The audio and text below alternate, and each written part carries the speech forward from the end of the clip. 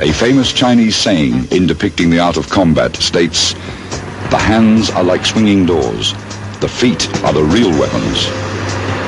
Capable of generating tremendous force, the legs are the most powerful natural weapons a human being possesses for the defense of his life.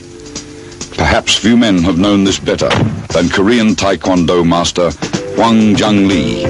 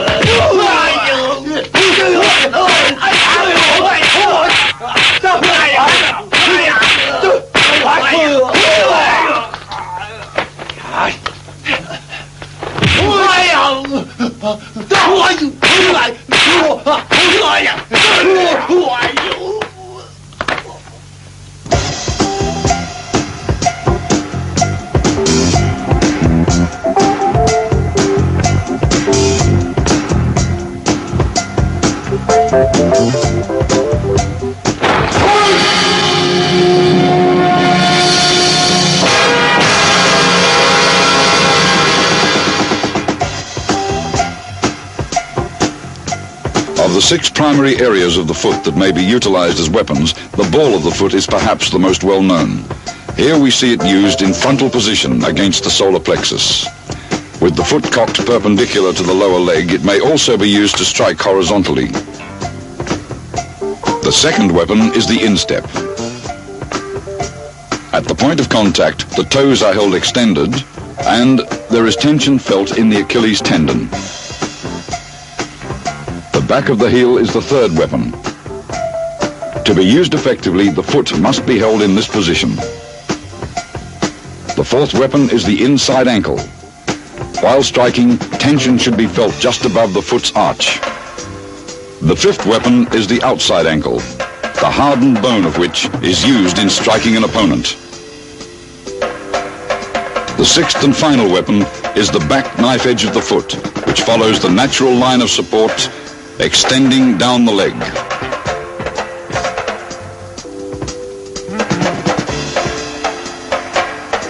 The straight foot position is formed by outstretching the feet while bending back the toes at the same time. The side foot position, however, is fixed with the feet resting perpendicular to the lower leg, toes curled back and the arches turned inward.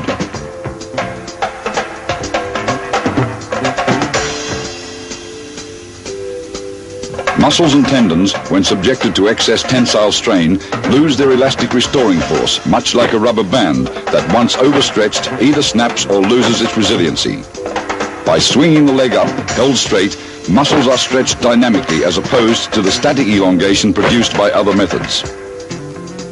Stretching in an upright position creates a better sense of balance, although for this side stretch, beginners are advised to hold onto a chair. Sustaining the hip back slightly, foot held in the side position allows the leg to swing higher.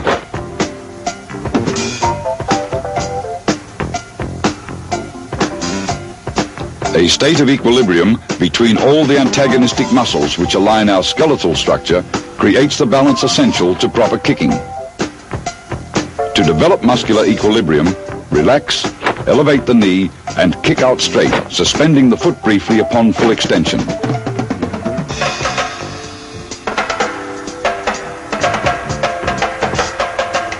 Spring, or bound, is the correct origin of all kicking motion. The greater downward force of the toes against a lesser and opposite force in the ground produces an upward acceleration, the speed of which is determined by elastic strength in the arch of the foot. Without spring, kicks lose both speed and power.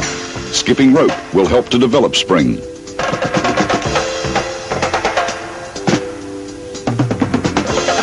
Circularity not only plays an important role in the motions of the universe, whether it be of suns, moons, planets, or subatomic particles, it also forms the essence of a well-executed kick. Curved motion, unlike linear or straight line motion, which involves sharp changes in direction, requires the least amount of effort, which makes it structurally faster for kicking. Shortening the radius of curvature in any kick, much like cracking a whip, creates greater acceleration, while lengthening the radius imparts greater angular momentum.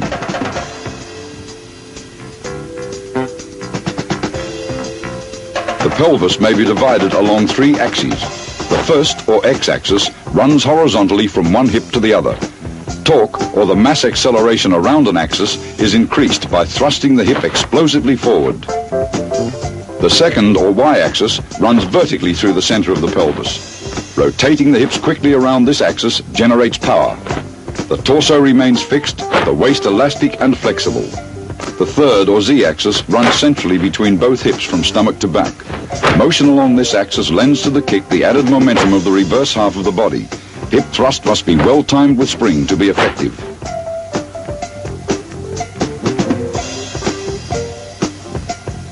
The human body may be described as having an imaginary line running through its central core, which we call the gravitational axis or center line. This is the line upon which the rotational forces of the body rest in balance. Force directed toward but short of the center line will have little effect on an opponent's equilibrium and may be deflected by his body rotation.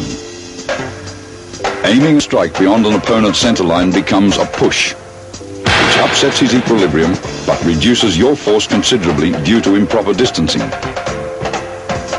The most effective way of striking is to transfer your entire force directly into the center line itself. Along a man's center line, the force of gravity increases when approaching his area of support, in this case, the ground. The point at which all forces, especially the effect of gravity, act upon an object is called the center of gravity, or balance point. In a human being, the center of gravity is located along the center line a few inches below the navel. Striking toward the center line transfers force against the center of gravity. However, a shallow strike shifts it only slightly. A push moves it laterally with little distortion, but a perpendicular strike displaces it violently.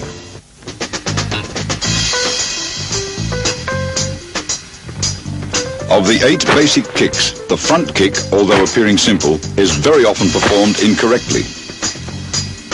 The weapon utilized is the ball of the foot in the straight position. To kick properly, spring your knee up high. Thrust forward with the hip, extending the foot out straight. Keep your kick side shoulder back while leaning slightly forward at the waist to maintain balance.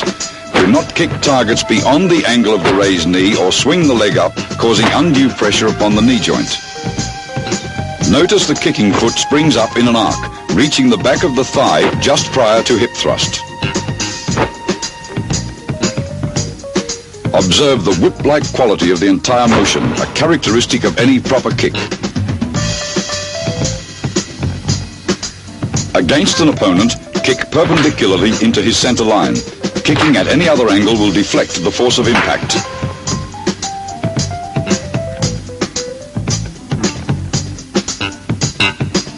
The round kick is thrown most effectively with the knee leveled at peak elevation, no later than 135 degrees into the kicking arc of curvature.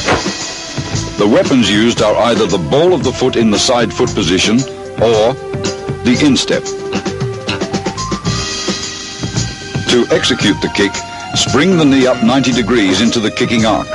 Rotate the hip inward, bringing the foot around horizontally, then return along the same path. Always twist your torso in an opposite direction to your leg momentum. Rotating the hip down quickly on its y-axis upon impact relieves pressure on the knee.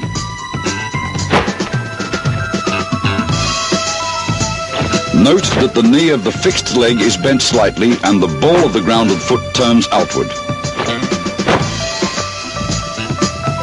The key to the round kick lies in holding the hip back where it joins the thigh, while keeping the torso vertical.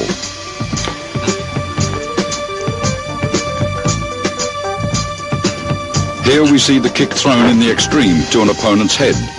Beginners should avoid kicking above chest height. Most high kicks are less powerful and more easily blocked.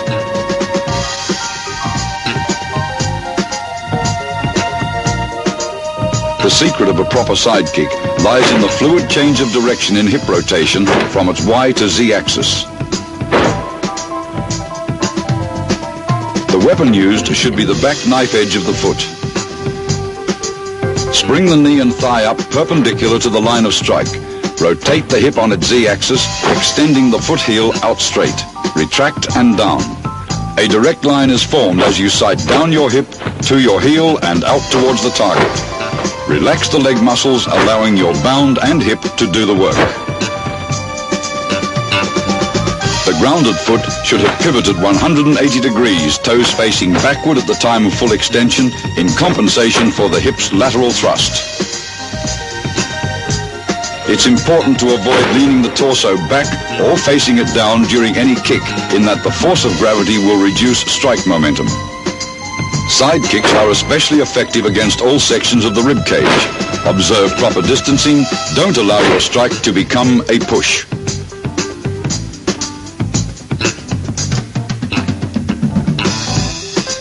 To develop power in the hook kick, which is sometimes referred to as a reverse roundhouse, a great deal of coordination is required. The weapon in this kick is the back of the heel. Bound into a cocked side kick position. Thrust the foot out straight in advance of the target, then rotate the kick hip outward, bringing the foot into the round kick position. In this kick, the hip describes an S pattern, first rotating inward on its y-axis, then forward on its z-axis, and outward again on its y-axis. The heel with the greatest impact snaps into the target just after the hip returns on its y-axis. The hook kick, like the round kick, holds the hip tucked back at the joint. The further back, the shorter the arc and greater the speed. The further forward, the longer the arc and greater the momentum. In kicking this opponent, notice how the kick side shoulder leads the strike and is pulled back upon contact. This torso action helps in creating greater angular momentum.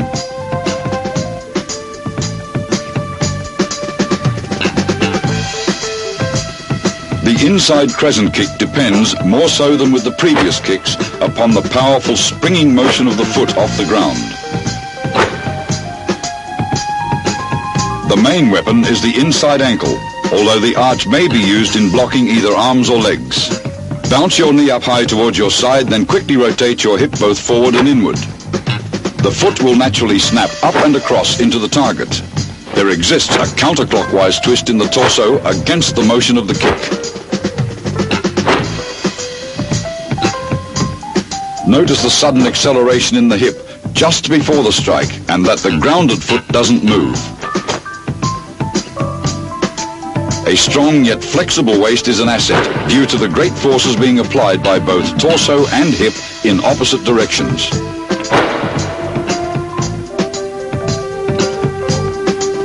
This kick should be used at close range and can be executed effectively at only one thigh length from an opponent.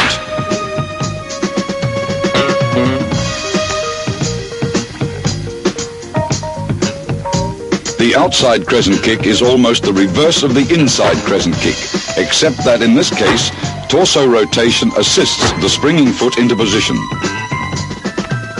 The foot weapon utilized is the outside ankle. Spring the knee high across the torso, then rotate the hip outward. The kicking side shoulder jerks back rapidly just before the hip catches the motion. Each link in the chain of a kick is accelerated by the previous link, which is already moving around a highly accelerated fulcrum. Keep your kicking motion fluid. That is, your force must be applied evenly along all points in the motion. In kicking, every motion in the body should proceed as late as possible to take advantage of the acceleration of the preceding motion.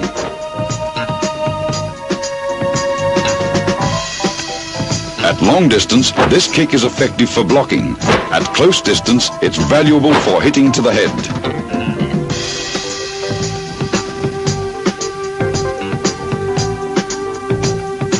The twist kick is complicated due to angular forces in the hip and leg traveling both perpendicularly and opposite to each other. Strike with the ball of the foot in a side foot position. As your knee springs up, your foot rotates in and upward, while the hip pivots outwardly for the kick. What gives the motion its whip-like quality is the interaction of the angular momentums of both hip and foot, like two gears interlocked and rotating at 90 degrees to one another. Observe how opposite rotations in the hip swing the foot first inward, then upward into a strike, while keeping the foot's arc of curvature uniform. The torso, in the meantime, twists 3 times to lead the flow of motion. When striking in an arc parallel to the ground, this kick not only gets under an opponent's guard, but it's difficult to perceive as well.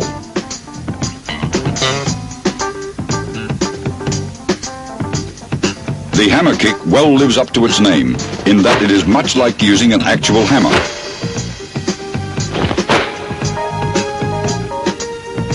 The weapon in this case is the back of the heel.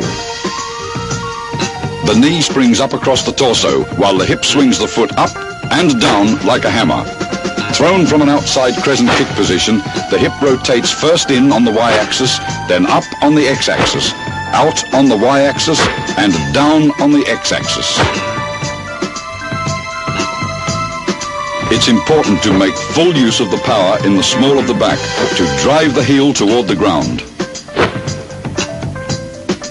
Notice that the last downward motion carries not only a shortened radius of curvature, but also the full force of gravity to give it acceleration.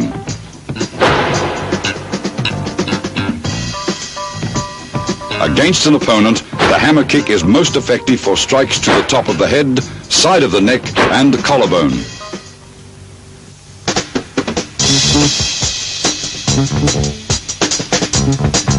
Executing any kick 360 degrees about the hip's y-axis of rotation is called a spinning kick. The weapon used for the spinning front kick is once again the ball of the foot held in a straight foot position. Pivot 180 degrees on your front foot, twist your torso, then spring the knee up to front kick. The transition from a large angular force about the hip's y-axis to a perpendicular force about its x-axis makes this a difficult kick. Pulling back on the kick's opposite shoulder just prior to the strike helps in the transition. Observe how the fixed leg acts as a brake, retarding the spin just enough to allow for the forward kick motion.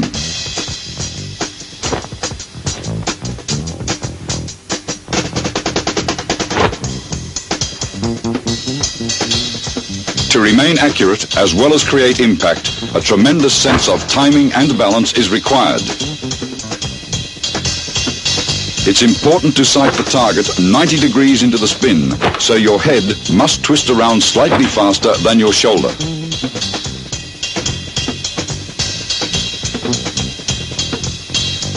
Perhaps the most challenging of all spinning kicks is the spinning round kick. Either the ball of the foot in a side foot position or the instep are used as weapons. Spin your torso, pivoting on your rear foot, knee up, hip thrust, and kick. To retain balance and speed, the knee should reach its peak height 240 degrees through the spin. During the last split-second acceleration of the hip, pull your kick side shoulder back. Notice how the rear foot pivots first on the heel, then on its ball to face forward. This type of two-point pivot increases speed and controls momentum. Circular force becomes formidable due to the body spinning a full 360 degrees before contact. Throwing a spinning round kick from a position to either side of an opponent makes it perceptually faster to that opponent.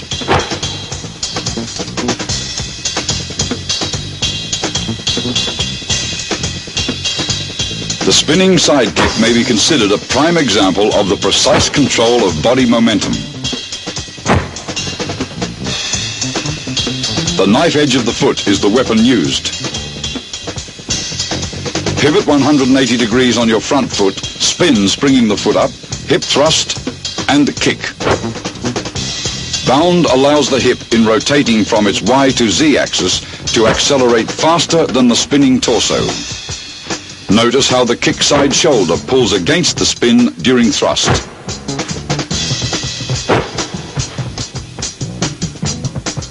Your kicking foot should pass in a straight line close to your fixed leg, with the heel aimed towards the target. Always retain a vertical position during the spin, otherwise both your angular momentum and gravity will drive your torso downward.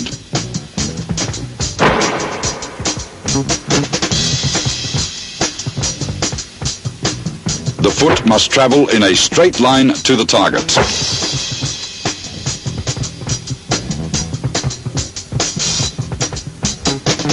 By combining the large torque of its spin with thrust in the hip, the spinning hook kick carries the greatest power. The back of the heel is used in striking. Pivot on your forward foot. Spin, springing the rear foot into a high cock position, extend the leg, swing across and down. Thrust your hip out as in a side kick, just as your heel comes 12 inches away from its target. Keep your torso up and the kick leg parallel to the ground throughout the entire motion. Your foot should spring up slightly more distant from the fixed leg than in a spinning side kick. The key to power lies in the quick snapping action of the leg as the hip rotates from its Y to Z axis and back.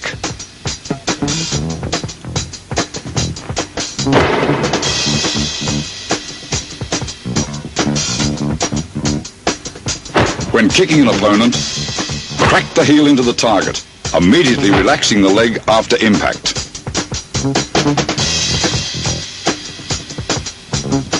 Slightly easier to perform than the spinning round kick, the spinning inside crescent kick follows much the same principles.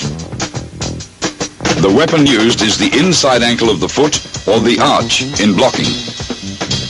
Spin 240 degrees and execute an inside crescent kick. Your kick knee should reach its peak at the 240 degree mark, and this kick must be performed quickly, otherwise the force of gravity will reduce the upward force of the bound. As in the spinning round kick, there must be a two-point pivot on the rear foot for speed and spin control. Try to keep both your knee and foot cocked in tightly during the spin for better balance. When your leg whips around the knee, it should lock straight, with the foot turned slightly in.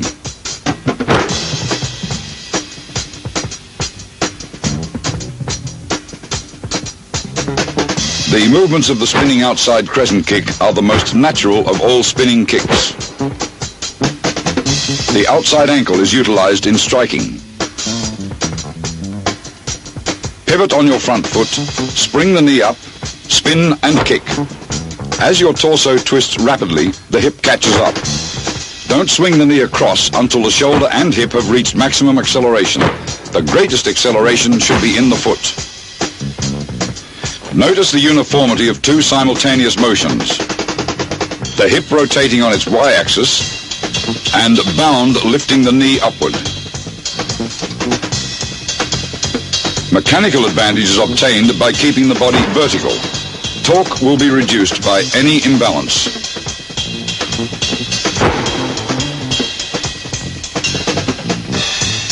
In terms of actual impact, angular momentum is never changed regardless of the distance of the foot from the body.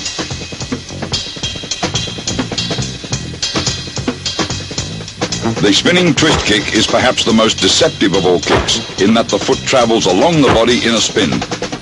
The weapon is the ball of the foot held in a side foot position. Pivot on the front foot, bound the knee up, rotate the hip out and kick.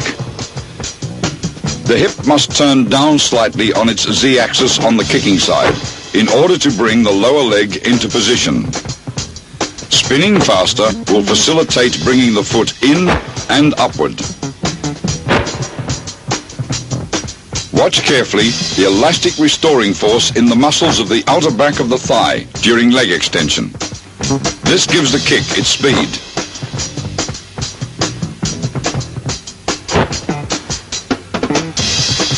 Visually, the spinning twist kick looks much like a rubber band unwinding. This particular kick is almost impossible to block due to its angle of entry plus the deflective force of the foot turning over.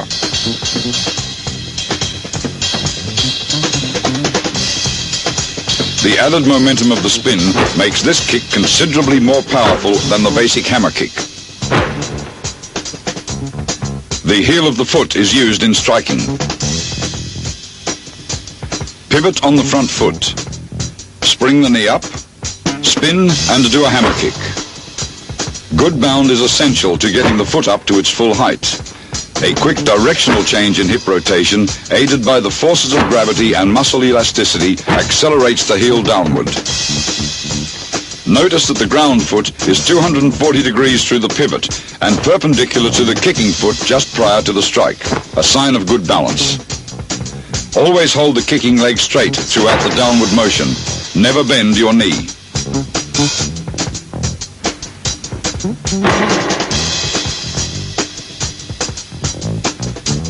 Kicking an opponent this way drives the force of impact right down to his feet. To the head, it can be a killing blow. Proper footwork is the key factor in maintaining precise kicking distance. Notice how the feet are measured apart to establish maximum stability. This basic parallel stepping pattern is designed to help beginners develop a sense of balance when kicking over a distance. While stepping in a straight line, transfer 2/3 of your weight over the forward foot. Keep your forward knee bent and your rear leg held straight. In reverse, the process is the same. A more advanced stepping pattern is the fighting or L step. Both feet are placed perpendicular to one another, heels 1.5 foot lengths apart. The forward foot pivots 90 degrees on the heel as the rear foot advances. This pattern's greatest advantage lies in its ability to facilitate quick changes of direction without having to cross the legs. With 2/3 of your weight over the rear foot and 1/3 over the forward foot, greater speed is lent to the forward leg and powerful spring to the rear.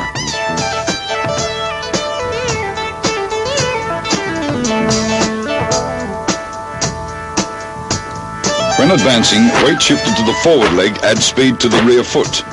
In reverse, body momentum induces greater spring off the rear leg. Hip thrust should be timed precisely as the rear leg passes the forward leg, not sooner or later.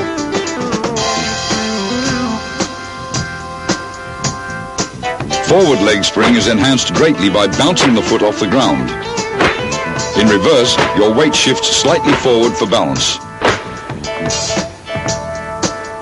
Springing up in a circular motion adds power to the hip thrust.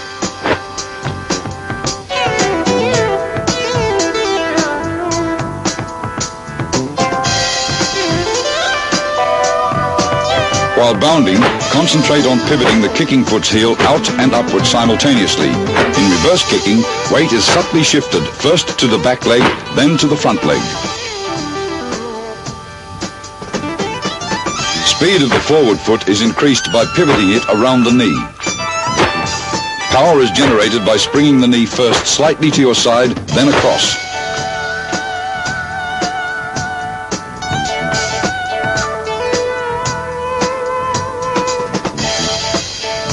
Notice how the torso is kept erect throughout every motion.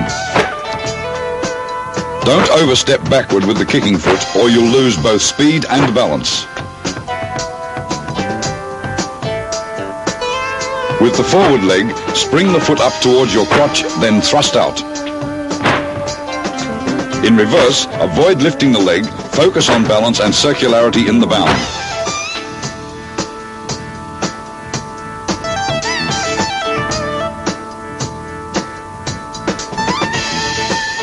For maximum momentum, spring your rear leg across the fixed leg so that the kicking foot's heel and fixed foot's toe line up vertically just prior to hip thrust.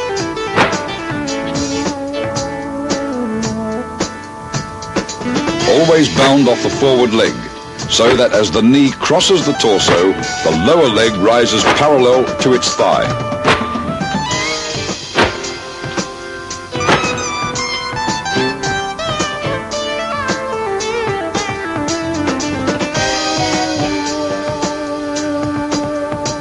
In order to kick more quickly, notice how the arm on the kicking side extends, acting as a lead-in just prior to the bound, then retracts as the hip begins its thrust.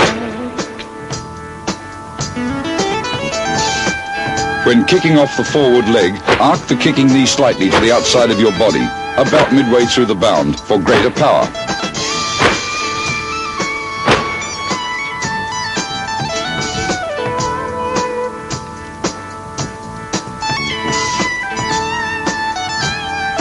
Swinging too wide with a straight leg upsets balance and limits mobility. Therefore, pivot the kicking foot quickly around the knee after the strike.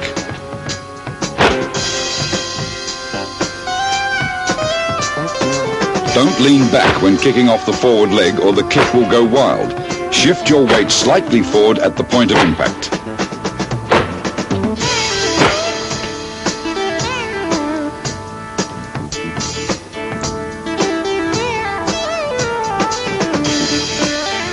To build up a whip-like action in the foot's momentum, you must bound the knee across the pivoting leg during the hip's inward rotation.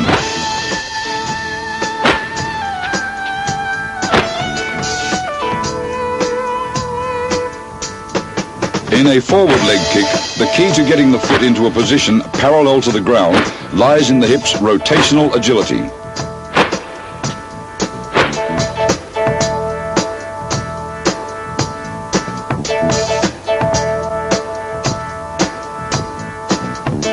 The most common mistake in moving with this kick is to try and reach out with the kicking heel, which thereby reduces its effectiveness.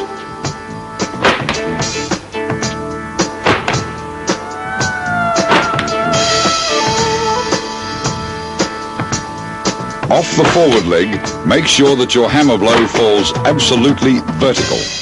At any other angle, stability suffers.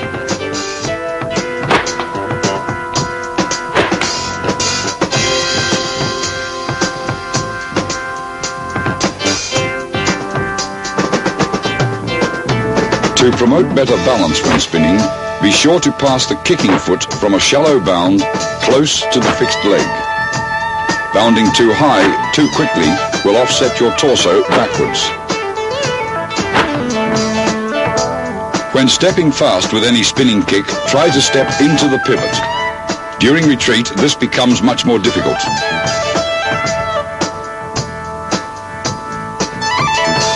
Notice carefully the difference in tempo between advancing and retreating. The extra change in the direction of your body's momentum will retard your retreat.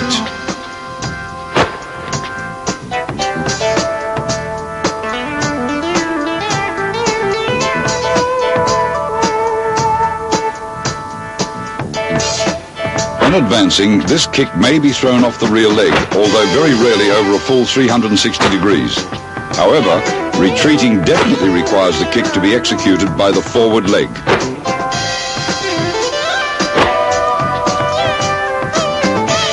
Kicking off the rear leg is in most cases intrinsically slower than kicking off the forward leg.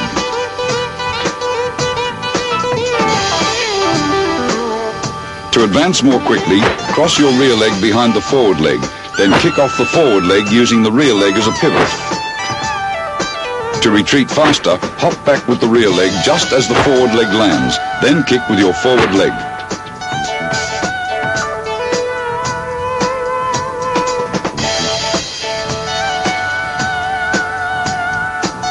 During an advance, be sure to snap your kicking foot back to your hip after striking and before setting it down on the ground.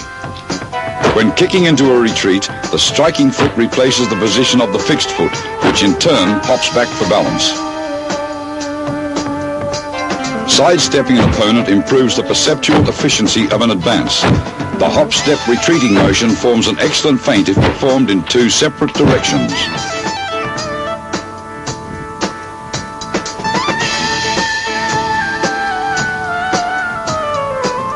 To increase speed, place the heel of your forward foot so it points towards the target when you step.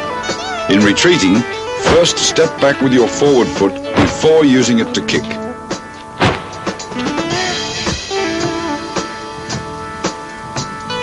Impact is multiplied both in advancing due to the kicker's added stepping momentum and in retreating due to the opponent's attack momentum.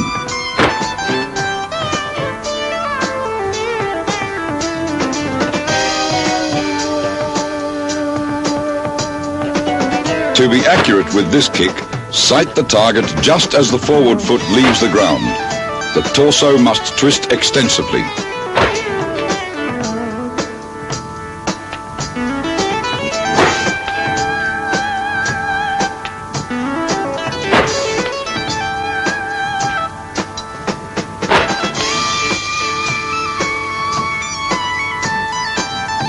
Note here once again the cross behind step used in the spinning round kick.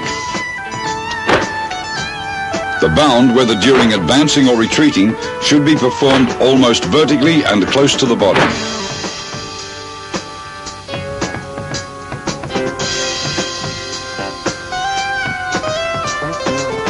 While requiring only the forward foot to pivot, a flexible waist will allow one to spin the shoulders around 180 degrees and discern the target.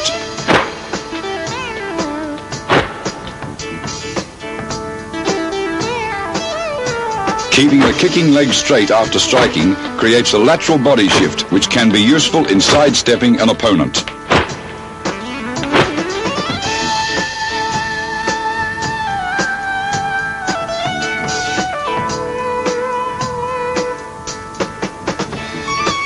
When first moving with the spinning twist kick, remember, once you're out of balance, the force of the blow will throw your torso in the opposite direction.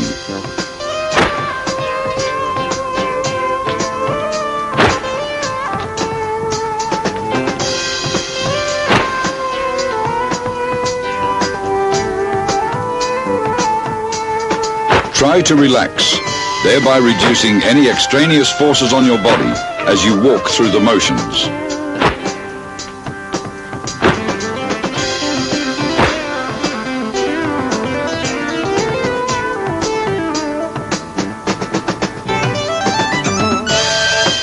Mechanical energy, or the sum of both potential and kinetic energies, can be increased in this kick by raising the leg higher and drawing the hip back faster prior to impact.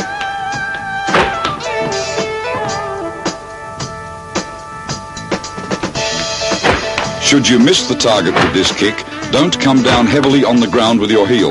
Land on your toes and on the ball of your foot.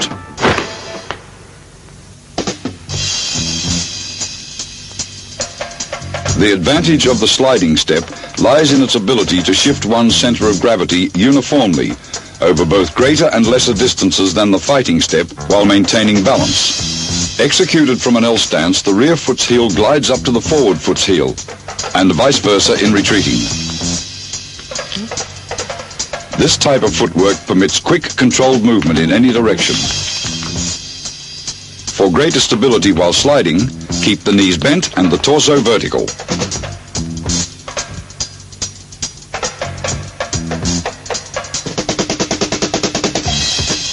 In order to compensate for advancing or retreating momentum, always keep your weight slightly over the leg furthest from your direction of motion. Try kicking just as your feet come together for greater speed.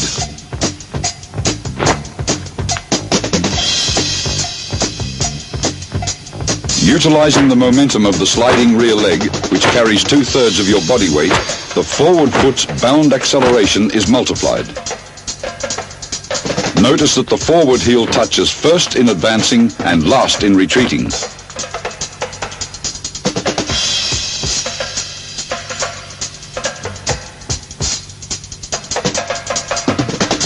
Bound may be aided further by keeping the forward foot's heel off the ground, then simultaneously dropping it as the rear foot springs.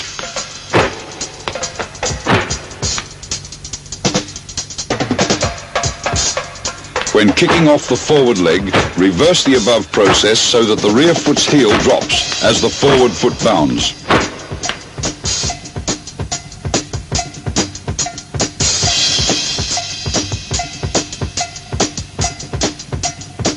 Lower your center of gravity by first lifting, then dropping at strike impact the pivoting foot's heel.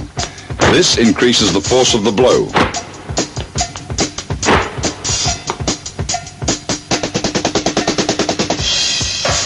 The same principle applies to kicking off the forward leg.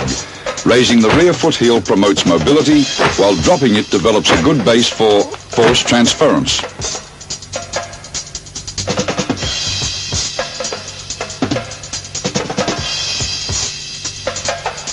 From the rear leg, you should have an uplifting feeling as the rear foot passes in front of the fixed leg. The fixed leg knee will straighten briefly upon impact.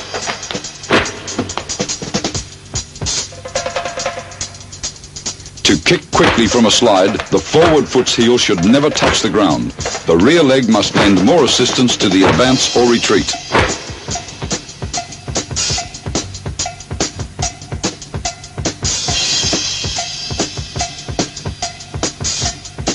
Knee action plays an important role in sliding kicks. They act as springs which absorb the shock of motion and promote rebound, which is an asset to kicking fast. Dropping the fixed leg knee slightly and at the moment of impact also helps lower your center of gravity.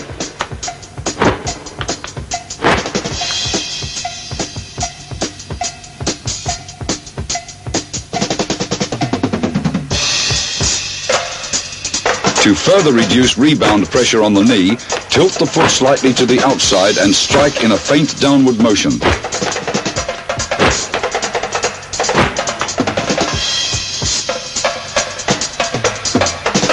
Be sure to lock the knee for a microsecond upon foot impact to allow total force transference.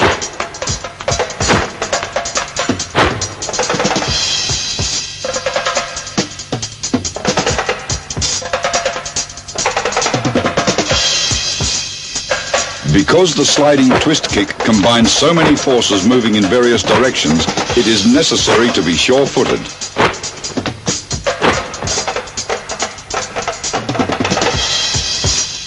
Don't allow your center of gravity to shift further back over your fixed leg as a result of advancing or retreating motions.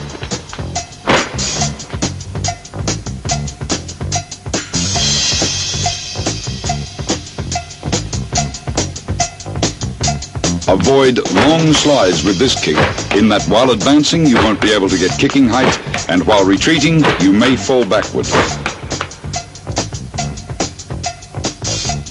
The hammer kick thrown from an outside crescent kick position is much easier to control when moving quickly due to less hip rotation.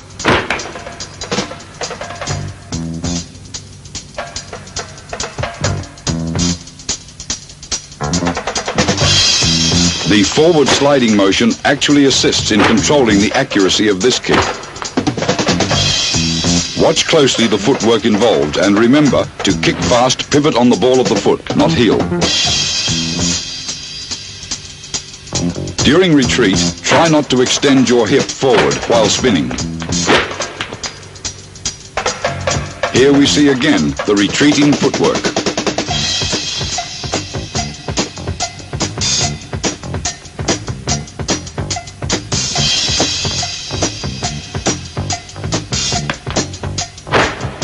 This pattern is visually slow to a facing opponent and therefore must be used for angling attacks. Retreating is somewhat easier because the body undergoes only one change in direction.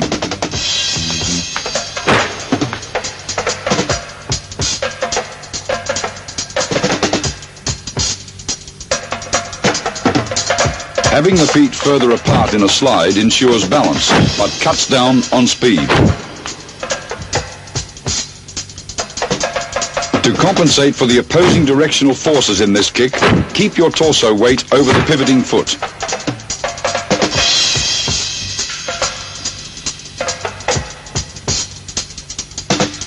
A very powerful kick due to the large linear and angular momentums combined. Note how the rear leg, acting as a brake, aids its own rebound.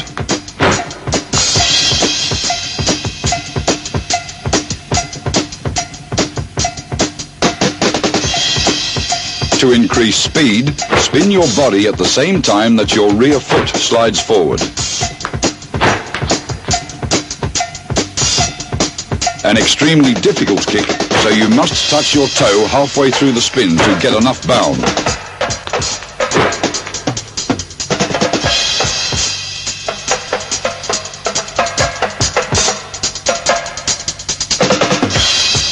Bending both legs at the knees before springing the leg up adds power to this kick.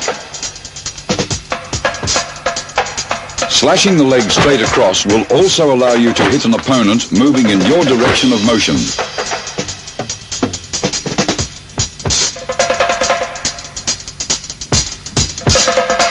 Angular by nature, this kick is greatly improved by a slide's versatility in direction and distance. The center of gravity's uniform motion in sliding reduces extra weight shifts which impede this kick.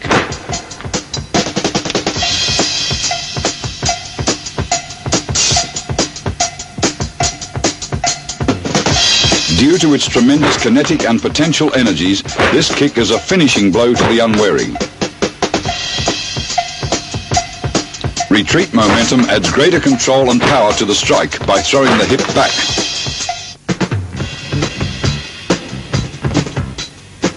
Skipping permits you to move and kick so quickly that you can only catch up with your center of gravity upon impact.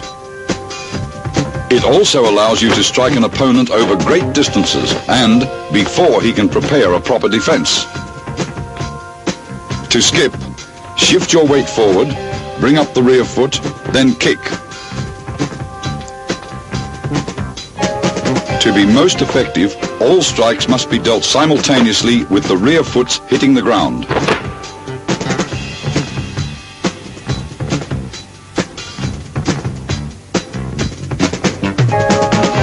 When advancing, skip off the rear leg, then kick as the forward foot lands. Thrusting with an extended hip increases your power. Notice the scissor-like leg motion when springing off the rear leg. Here we see a close-up of both advancing and retreating skips.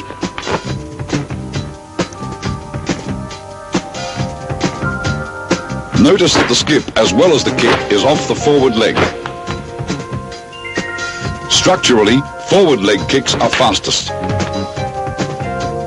Skipping too high reduces speed due to the extra distance traveled.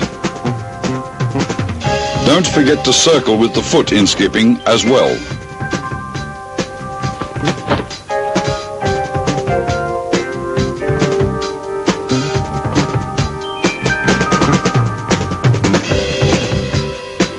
With proper angling, this is one of the deadliest kicks in combat.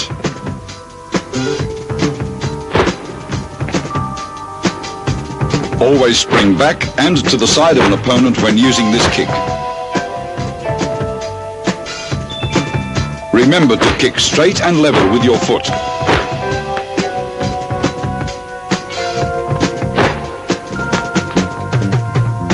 You must skip back off the forward leg while retreating.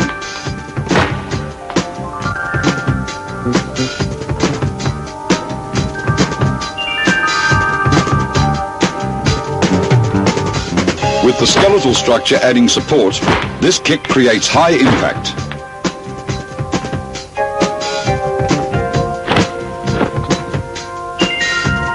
After switching legs, pull the kick side shoulder back.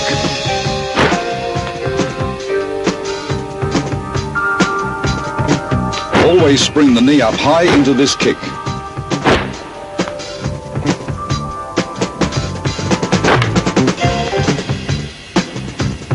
start thrusting your hip at the height of your skip.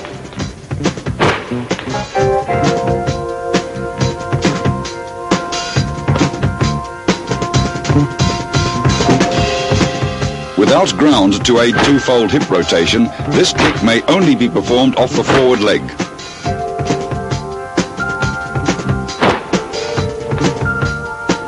Lean your torso slightly forward to increase strike force.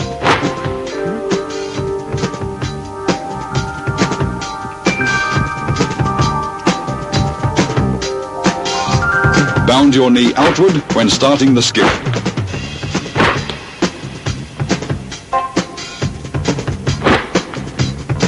The scissor-like leg motion here will aid your kick momentum. Rotate your hip first outward when beginning the skip.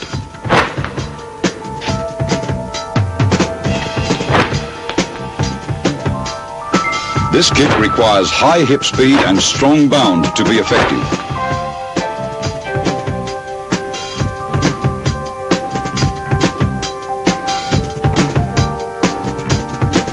Like the hook kick, only the forward leg can be used when skipping.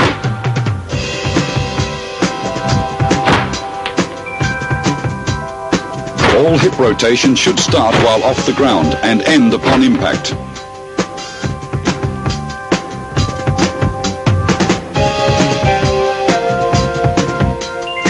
Thrown from a skip, the twist kick's deceptiveness is multiplied.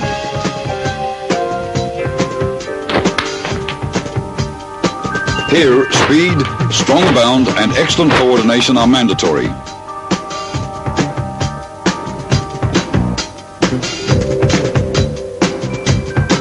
For the sake of speed and balance, it's better to throw this kick off the forward leg.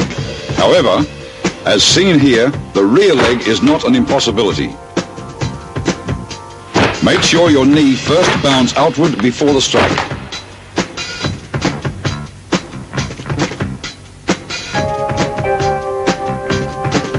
Here, the bound is off the forward leg, while the kick comes off the rear leg. Another but slower type of spinning skip bounds outward, then kicks off the forward leg. Both bounding and striking off the rear leg is quickest. This type of spinning skip is necessary when retreating. Here we see it again in slow motion.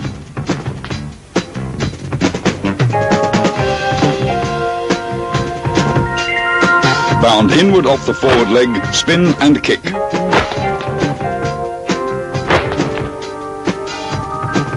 Notice that the forward foot pivots into the spin.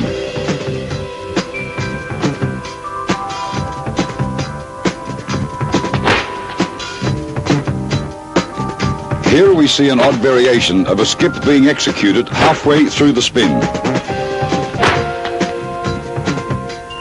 The proper way to retreat is seen here.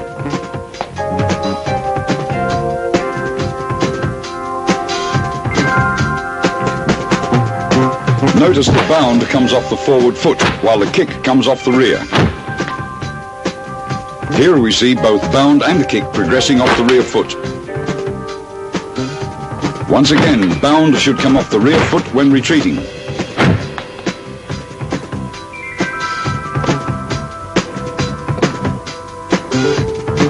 Bounding off the forward foot increases speed and distance.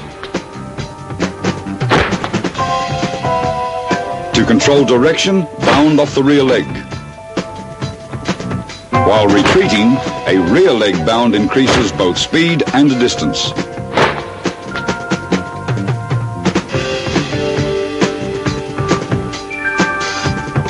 This kick has very natural momentum and great power. Bound inward off the forward leg.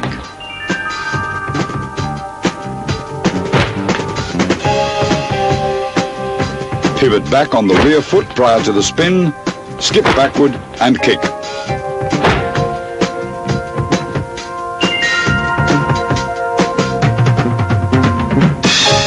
Pivot the forward foot's heel out before skipping. To gain kick time, leap far off the rear leg. Remember, strike impact happens simultaneously with the opposite foots touching the ground.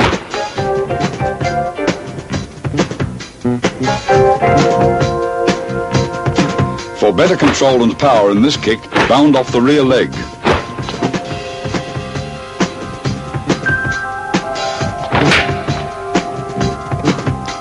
An angled retreat makes this kick treacherous.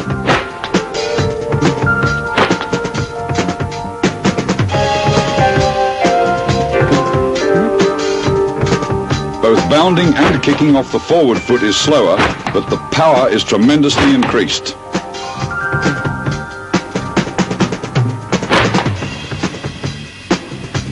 A skipping hammer off the rear leg in retreat should only be used at close range.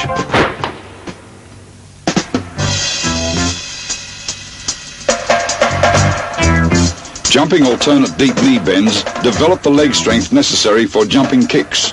Keep the torso vertical for balance and don't overdo it. Jumping kicks should be used only if you lose balance in combat, if there's no time to get into a proper strike position, or if an opening appears in an opponent's defense.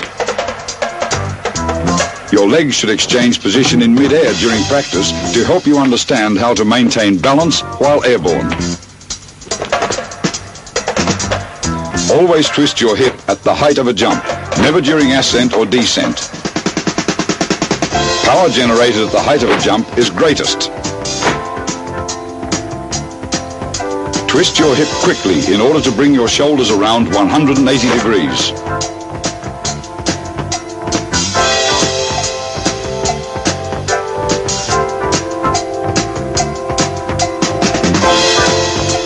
Scissor-like leg action lends great momentum to a rear leg kick. Notice how the strike is executed at the height of a jump.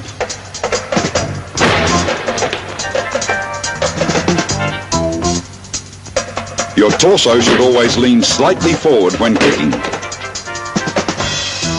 Observe how weight is shifted to the leg closest to the direction of the jump.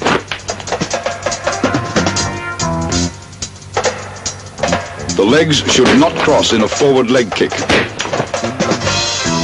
Always bring the non-kicking foot up next to the buttocks for speed.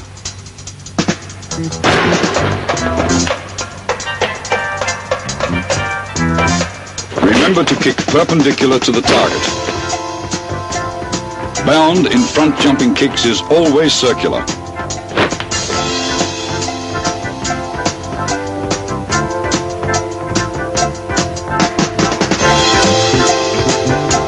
The striking foot must kick from a high-cocked position, and the kicking leg should arc across parallel to the ground.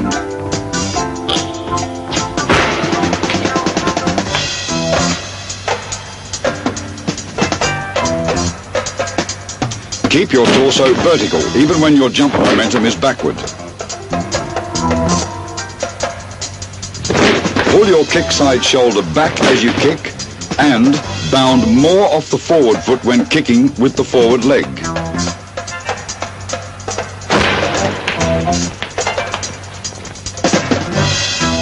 Note the very quick circular motion in the kicking foot.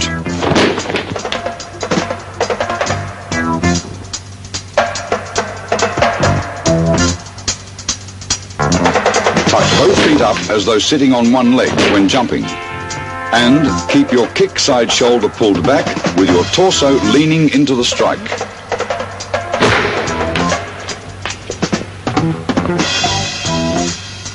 Rear leg kicks are useful when an opponent presses in too fast. Jumping kicks are most powerful in that force is not transmitted into the ground. It all goes into the strike.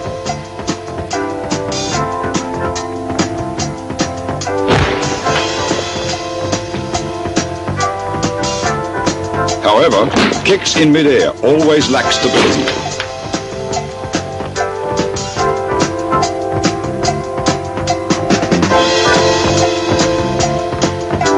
Rotate your hip slightly inward on its x-axis, half into the jump. Jumping kicks prove to be the best for long-distance attack.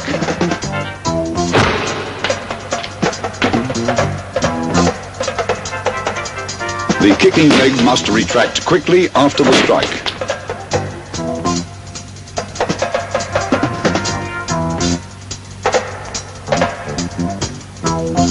non-kicking leg left dangling compensates for the other leg's upward momentum.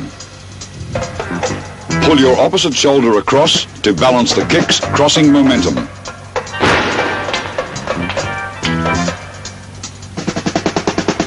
In order to get height in the kick leg, bound stronger off the kicking foot. Don't follow too far across with the kicking leg or you'll begin to lose balance.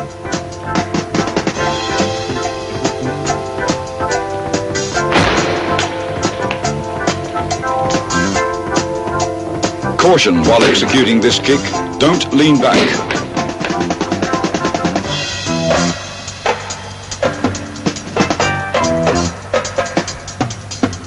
The knee in a high cox position is facing outward at the height of the jump. Your kick side hip faces forward and your shoulders pulled back before striking.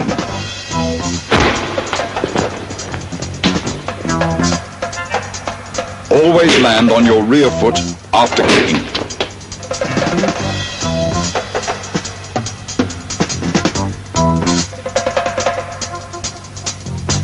Quick hip rotation combined with strong forward foot bound is the key to getting the leg into position for this kick.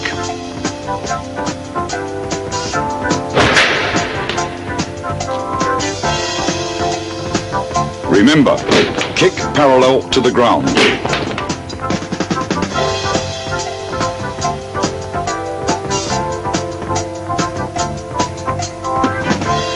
Lean your torso far forward to maintain balance. Arch inward the small of your back on the kick side to gain power and speed.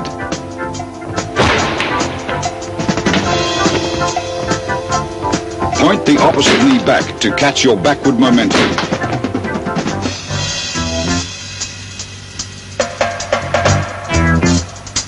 Spring mostly off your forward leg and tuck both knees up high. Pull the kick shoulder slightly in to help break the spin.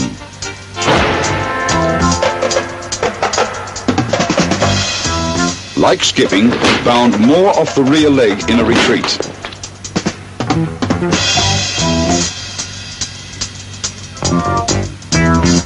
Pull your opposite shoulder across to add force to the kick. Hold the kicking hip back in the spin and keep it there for the strike.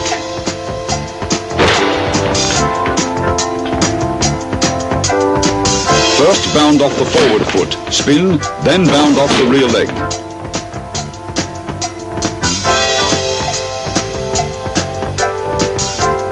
Always bound your striking foot up level with the knee.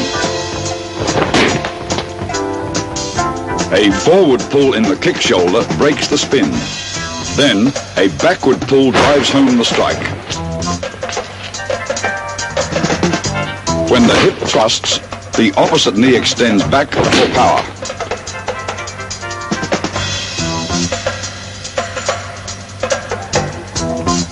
Due to its great angular momentum, this is the most powerful kick. Most important, keep your kick side shoulder back and torso vertical.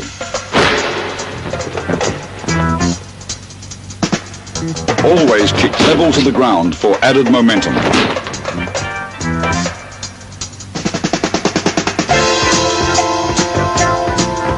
Always try to center your weight in any jumping kick.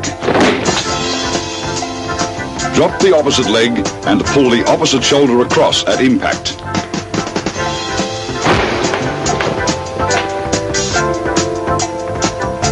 When retreating, extend the opposite leg in the direction of retreat.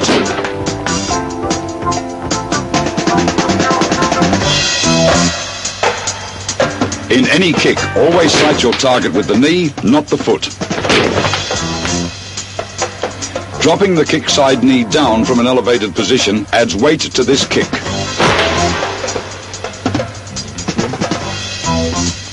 Swinging the arms in opposite arcs prior to the jump lends speed to the spin.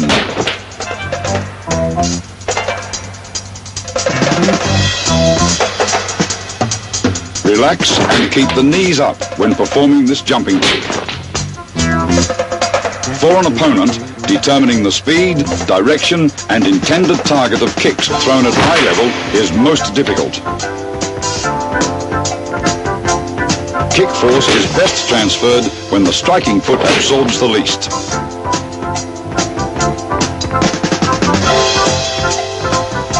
Accuracy may only be controlled by breaking the spin with the torso. The potential energy is greatest in this jumping kick due to both the body and foot's elevated positions. Remember, always keep sight of your target.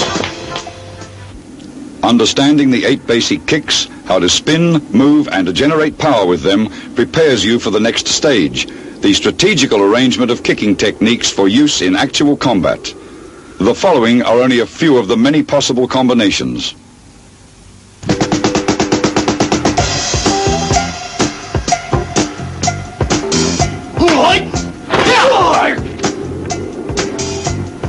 Use the outside crescent kick's momentum to bound off the ground and kick again.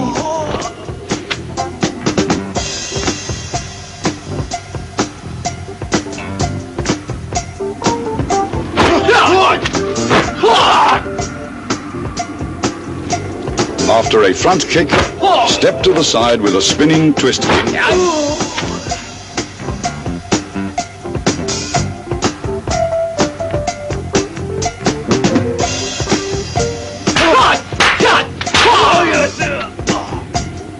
The trick in this case is to use the opponent's kick force to bound your hook kick to his head.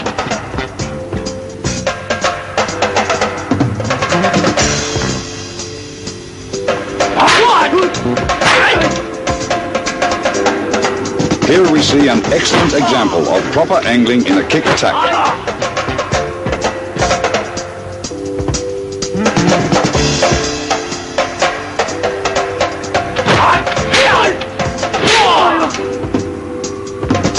Cross step behind, spin away and round kick. Then cross step in front, spin and hook kick.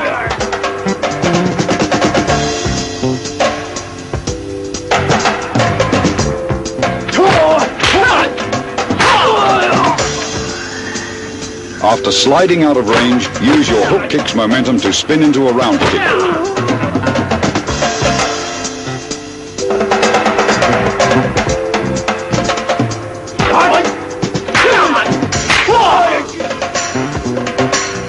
Side kicking the forward knee stops an advance long enough to use other techniques.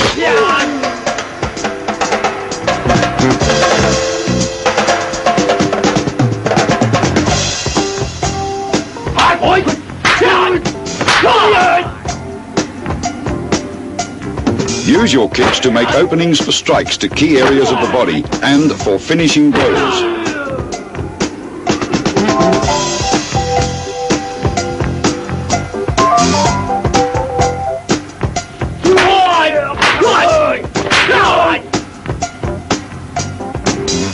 In a close encounter, remember, you still have another foot which can break you free to kick again.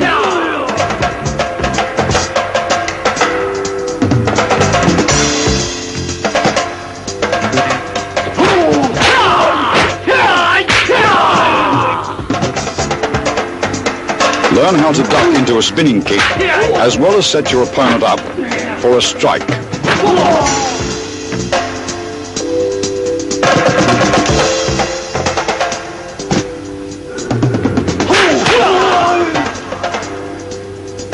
All jumping combinations use the retract momentum of one kick as bound for the next.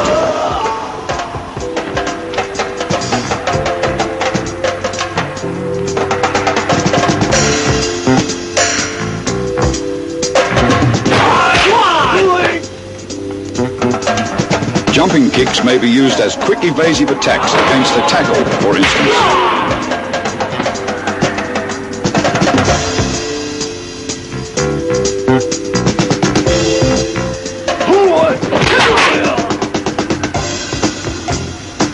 Use the resistant force of an opponent's body to continue an attack, even in mid-air.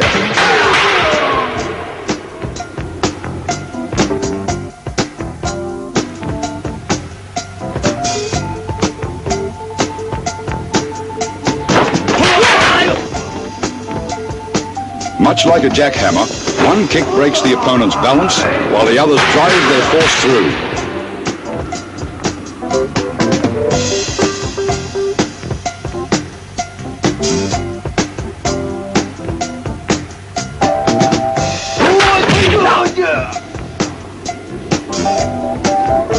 The most highly advanced jumping kicks allow you to both block and strike the opponent in one motion.